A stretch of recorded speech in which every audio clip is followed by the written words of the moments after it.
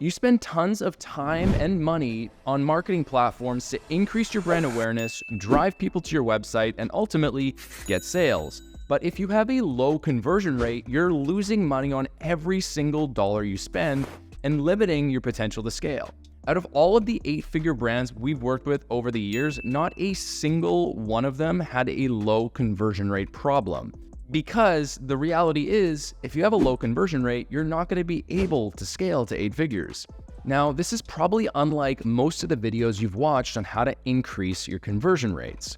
Most of the videos that I've seen on conversion rate optimization usually just give some tips or tricks or apps to help you increase conversion rates relatively quickly. But what most of them don't address is the actual reason behind why people are not converting and why certain apps help them convert better. Now, we help e-com brands do this by really dialing down their email marketing and SMS. And in this video, I'm going to run through 2 main things.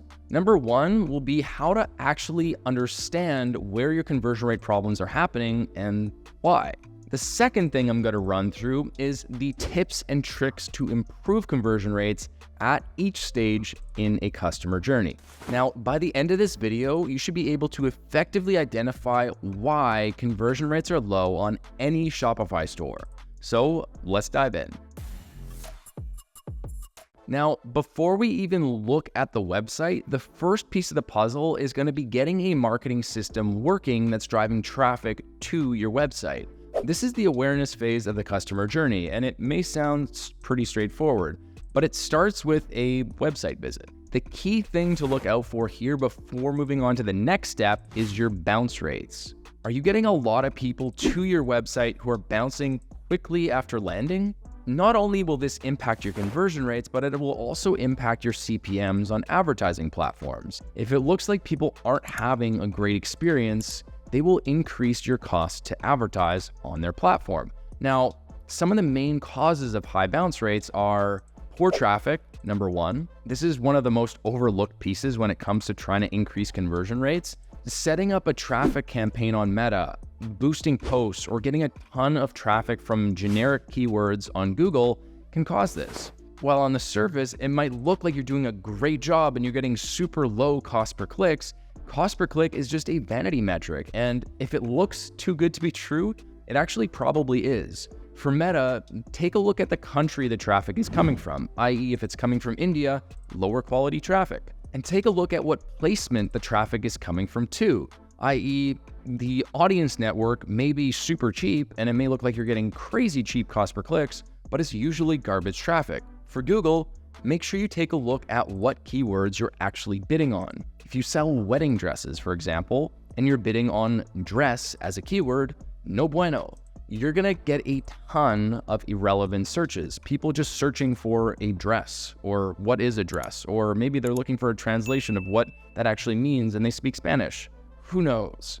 Now, the second major area to look at is low website speed. Use a website like pagespeed.web by Google or GTmetrix to determine if page speed is an issue for you. It's kind of cool. They actually give you some tips and tricks right in that tool that'll help you improve your website speed. Now, assuming you're good to go with traffic and your page speed is all good, now the next thing is to take a look at how your flow goes from your ad to your website. Now, typically when you're advertising, you want to make sure that you're sending people to the appropriate product or collection page, not just the home page. This will also help with conversions.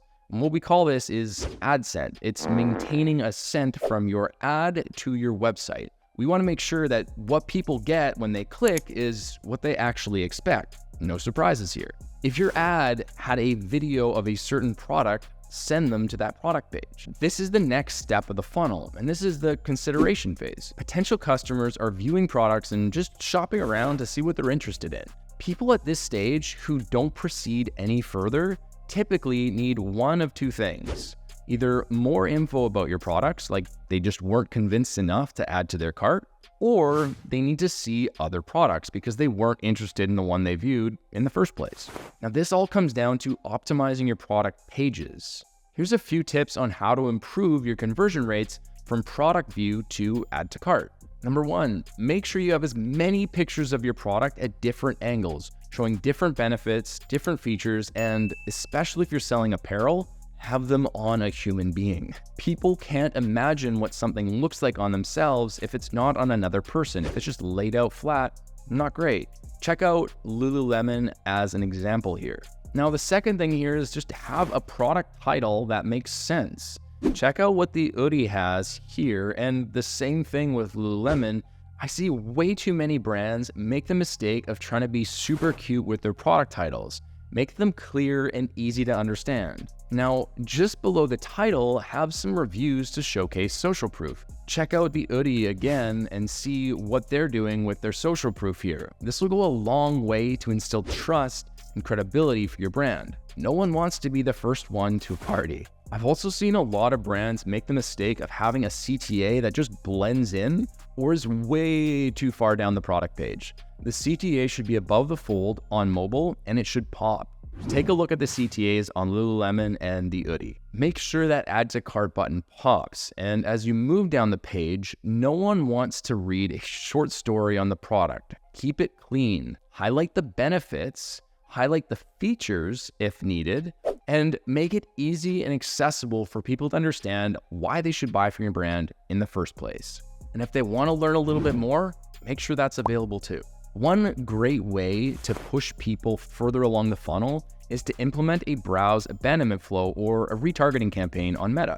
Just make sure you're actually addressing people's objections here. If you can speak directly to people's objections, you'll get a lot more purchases because you're actually handling those objections. Then, if they see something they like, they may add it to cart, which would indicate step 3 in the customer journey, which is preference. So you've got them interested enough to add a product to their cart. Sometimes, at this stage, they're just distracted by something and just need a simple reminder. An abandoned cart flow or meta retargeting ads specifically for cart abandonment can go a really long way here. Now, if you're using an abandoned cart flow, we typically want to start with just a quick reminder. If that doesn't work well enough, it'll often come down to just one of these factors: product price, not enough info, or trust.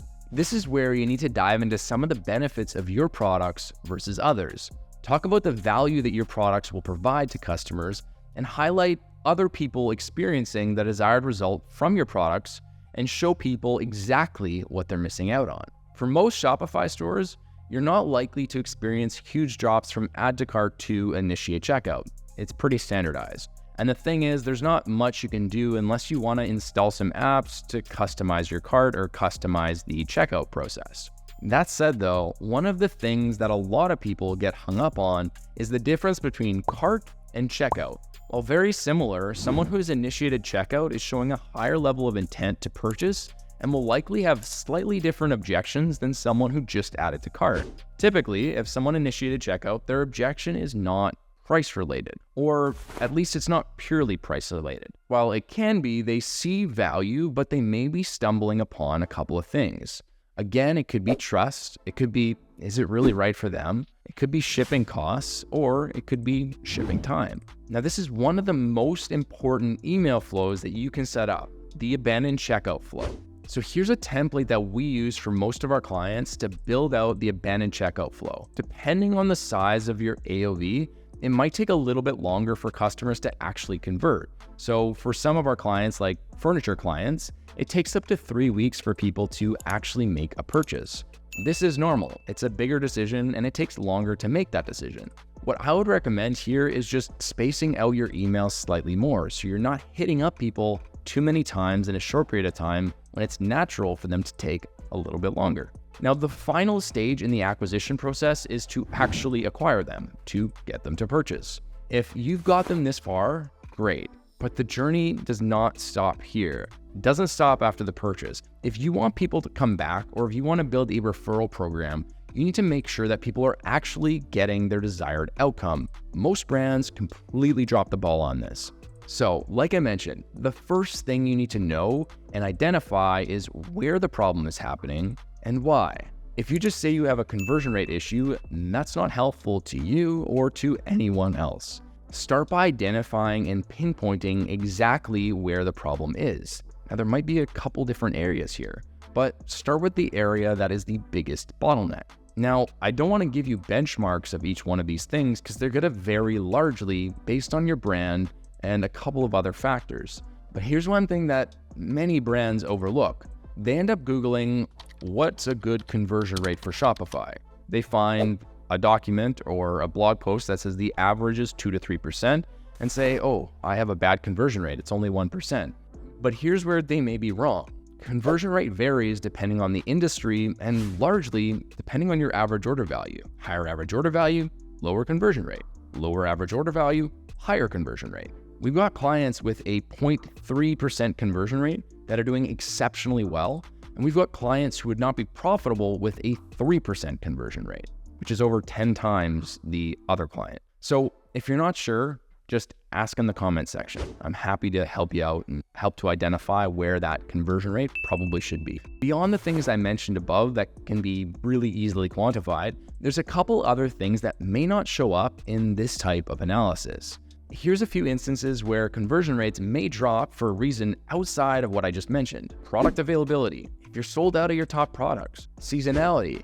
While there may be some ways to combat seasonality can have huge impacts on conversion rates. For example, we have a client who sells soup, and they were freaking out because their conversion rates dropped in March.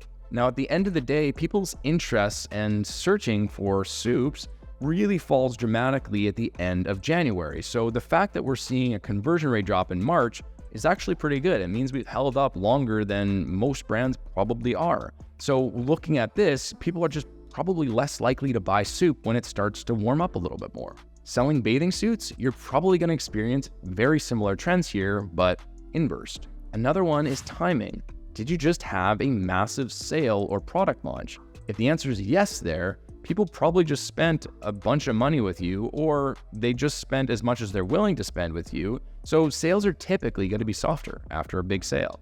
Anyways, I hope you got a lot out of this video, and if you did, I'd invite you to like and subscribe. It really does help out a lot. And if you do have an e-com brand and you're doing over $50,000 a month in revenue, and you'd like to generate more revenue and more profit from email marketing and SMS, I'd invite you to apply below. There's a link in the description, and you can check out a quick video, and then you can apply to work with us there. Thanks so much for watching, and we'll chat soon.